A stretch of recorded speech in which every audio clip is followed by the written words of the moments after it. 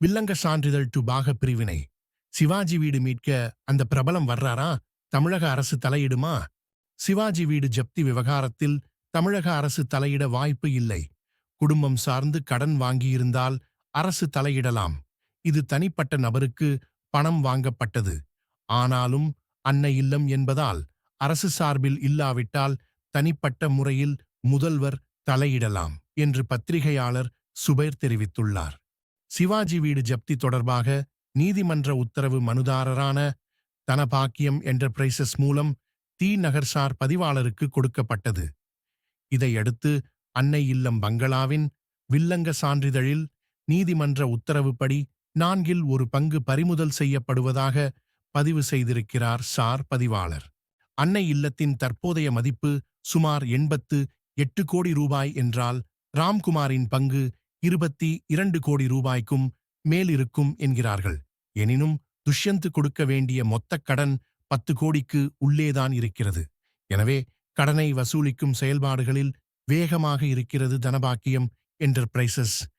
நேற்றைய தினம் ராம்குமார் தாக்கல் செய்துள்ள மனுவில் பாகப்பிரிவினையின்படி அந்த வீட்டில் தனக்கு எந்த பங்கும் இல்லை என்றும் என் தம்பி பிரபுவிற்குத்தான் அந்த வீடு சொந்தம் என்றும் தெரிவிக்கப்பட்டது.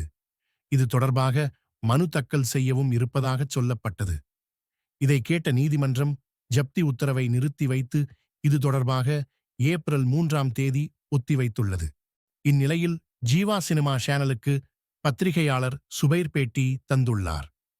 அதில் எவ்வளவு பெரிய ஆட்களாக இருந்தாலும் ஆரம்பத்தில் கையிலுள்ள பணத்தை சிறிது போட்டு படத்தை எடுத்துவிட்டு அதற்கு பிறகுதான் மிச்சம் மீதிக்கு பைனான்ஸ் வாங்குவார்கள். ஆனால் இந்த படத்துக்கு 2-3 பேரிடம் பைனான்ஸ் வாங்கியிருக்கிறார்கள். சிவாஜி குடும்பத்தினர் இவ்வளவு காலம் சினிமாவில் இருக்கிறார்கள். சிவாஜி பிலிம்ஸ் என்ற நிறுவனமும் சொந்தமாக வைத்து அதை ராம்குமார் தான் கவனித்து வருகிறார். அப்படி இருக்கும்போது ஒரு நடிகருக்கு எவ்வளவு பட்ஜெட்டில் படம் எடுப்பது என்பது தெரியாதா?